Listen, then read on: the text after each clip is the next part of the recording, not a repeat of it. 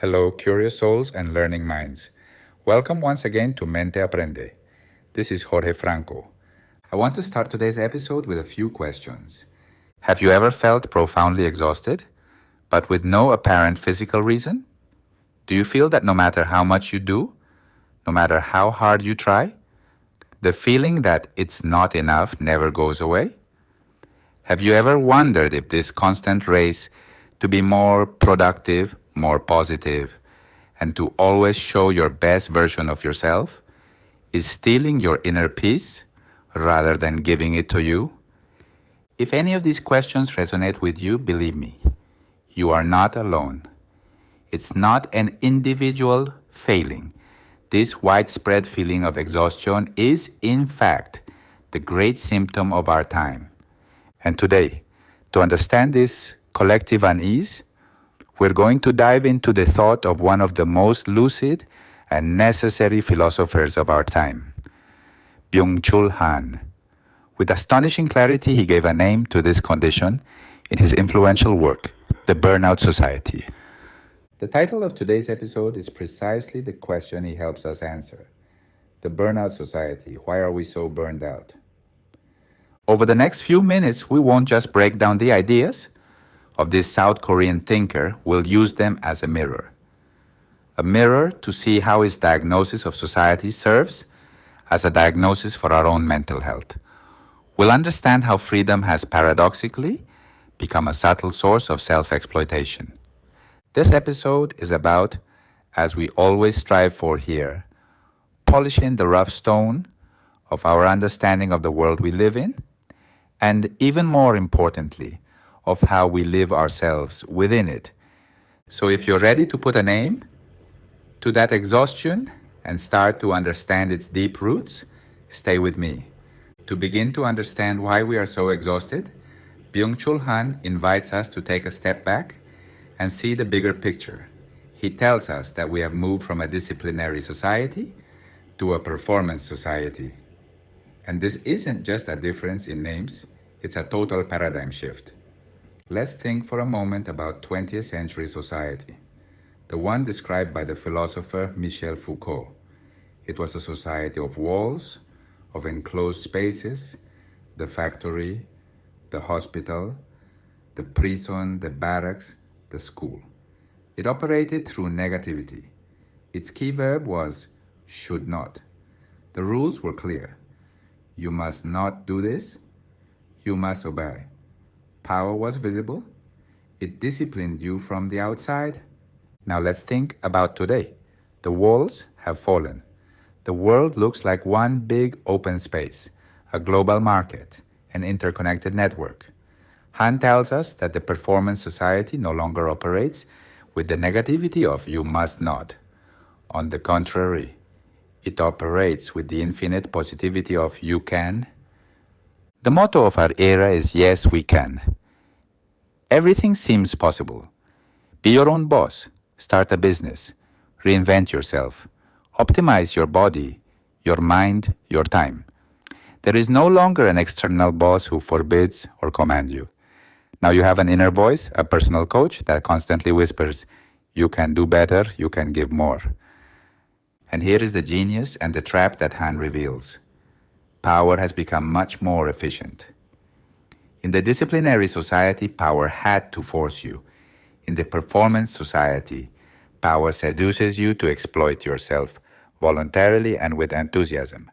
When the exploiter and the exploited are the same person, there's no one to rebel against. The struggle is against yourself. Exhaustion no longer comes from an external force that oppresses us, but from an internal pressure that consumes us. We have gone from being subjects of obedience to being, as he calls them, entrepreneurs of the self. This shift is the root of everything, and it leads us directly to the central figure of our time, one that we all, in some way, embody, the performance subject. In the previous segment, we left on the table that key figure of our time, the performance subject. And maybe as you were listening, you asked yourself, and who exactly is that person? Han's answer is as simple as it is unsettling. It's us. It's you and it's me. This performance subject is, in essence, an entrepreneur of the self. This idea is fundamental. We no longer just work in a company. We have turned ourselves into one. We manage our lives as if they were a project that must be constantly optimized to maximize profits. Think about it for a moment. Our social media accounts are our personal marketing department, where we curate our brand. Our free time becomes an opportunity for upskilling or networking. We measure our steps, our calories, the quality of our sleep with apps. Everything is data, everything is measurable, and therefore, everything is improvable. Rest is no longer an end in itself, but a strategic investment to be able to perform better tomorrow. The fuel for this entrepreneur of the self is, as we said, the motto "you can." But here, Byung-Chul Han uncovers the hidden violence in that phrase. What seems like a mantra of empowerment actually operates as a form of coercion, much more effective than any command. Why? Because it internalizes guilt. In the old disciplinary society, if you failed, you could blame the system, the structure, the oppressive boss.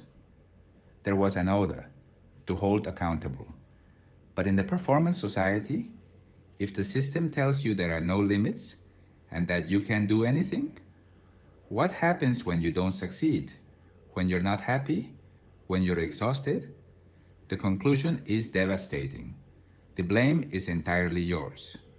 It means you didn't try hard enough, you weren't positive enough, you didn't manage your resources well. This logic leads to a kind of internal civil war.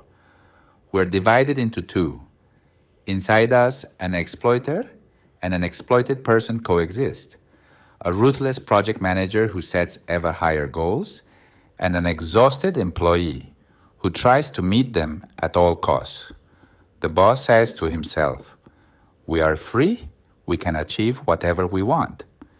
And the employee responds, "Since I am free, I have the obligation not to fail." In my practice as a psychiatrist, I see the aftermath of this internal battle every day. It manifests as chronic anxiety, as imposter syndrome, as a profound sense of fraud or never being good enough. It manifests as the inability to genuinely enjoy an achievement because the mind is already on to the next goal.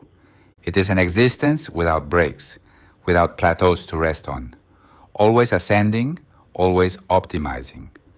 This is the great paradox of our freedom. The absence of external domination has not brought us relief, but has handed us over to a form of tyranny that is much more subtle and exhausting, the tyranny of ourselves. Now we have defined who this subject is and how their mechanism of self-exploitation operates. But what is the environment, the cultural climate that allows this engine to run nonstop? Han's answer, again, is fascinating and counterintuitive. It is the excess of positivity. And we will talk about that tyranny of the positive in the next segment. We have seen who the performance subject is and how they exploit themselves. Now we come to one of Byung-Chul Han's most provocative and, in my opinion, most revealing ideas, the violence of the positive. I know the phrase sounds strange, even contradictory. How can positivity be violent or tyrannical? Our entire culture is based on seeking it. Good vibes only, think positive, be proactive. But Han asks us to look deeper. For him, positivity is not synonymous with joy or well-being. Positivity is excess, the absence of limits, saturation. It's the yes and also the more and more, the everything is possible. To understand it, let's use a metaphor he proposes. The previous society, the disciplinary one, was an immunological society. Its main concern was to defend itself from the other, the strange, the negative, like a body that creates antibodies to fight a virus. It was based on a clear distinction between friend and enemy, inside and outside, permitted and forbidden. Our society, the performance one, no longer works like that. We no longer die from viral infections, but from neuronal diseases. We are no longer threatened by the other, by the negative. We are threatened by the excess of the same, the excess of the positive. And this, Han tells us, it doesn't cause infections, it causes heart attacks. Burnout, depression from exhaustion, ADHD, these are not infections. They are heart attacks of the soul, psychic heart attacks. They are the result of a system that overheats, that accelerates until it collapses from within. They arise not from the negativity of a prohibition, but from the excess of positivity, from the overabundance of stimuli, information, and tasks. From a clinical point of view, this idea is incredibly powerful. It forces us to rethink the origin of much of the suffering we see. Often, the root of the problem is not a repressive trauma or a prohibitive rule, but the individual's inability to put up a filter, to defend themselves from an imperative of performance and stimulus that they themselves have internalized. Let's look at it in daily life. Social media is the epitome of this positivity. An infinite scroll where we only see edited versions of success, beauty, and happiness. It's what Han calls the hell of the same. There is no otherness, no negativity, no room for real failure or vulnerability. There is only more of the same, generating a silent pressure to conform to that unattainable ideal. At work, it's the brainstorming culture where all ideas are welcome. The pressure to be proactive, to have initiative, to love your job with a passion that knows no hours or limits. It's the entrepreneur who has to be available 24/7. A no isn't possible. Our own smartphone is the quintessential device of this tyranny.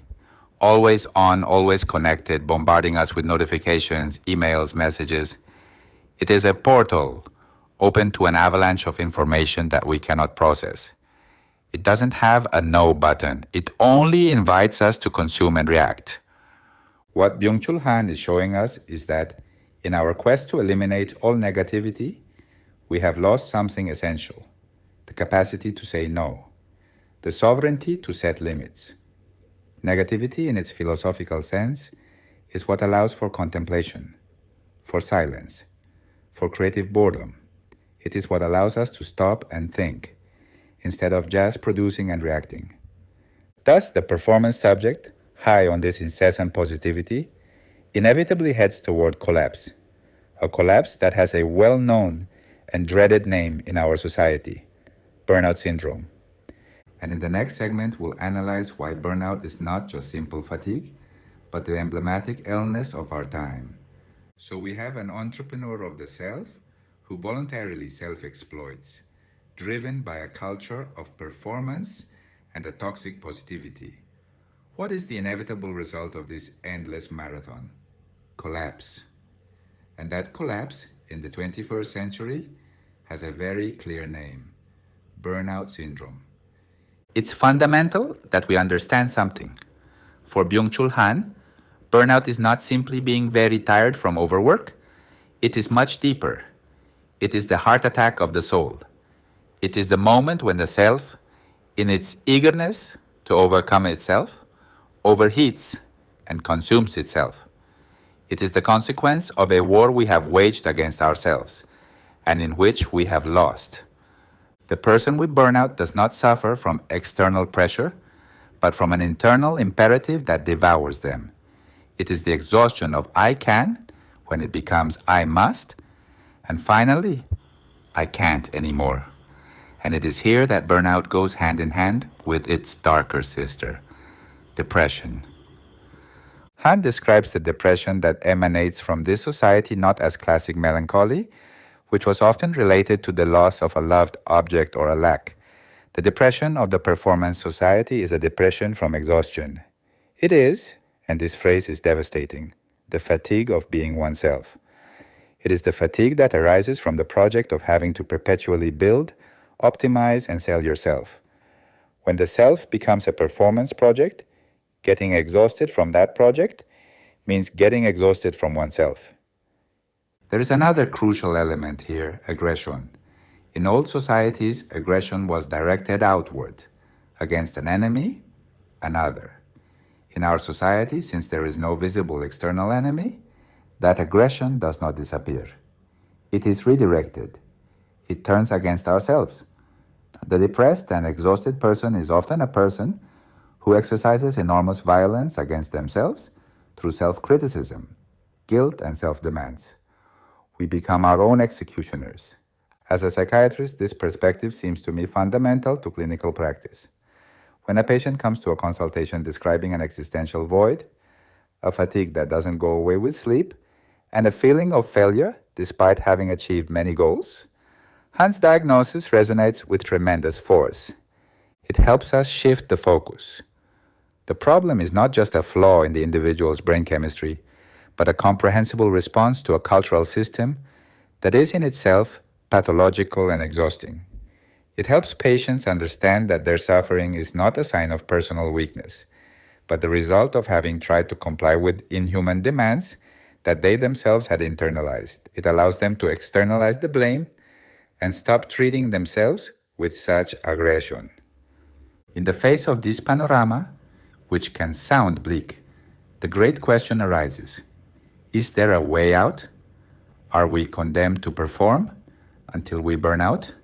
Byung-Chul Han not only offers a diagnosis, fortunately, he also outlines some paths of escape, some forms of resistance, and we will talk about them in our next segment.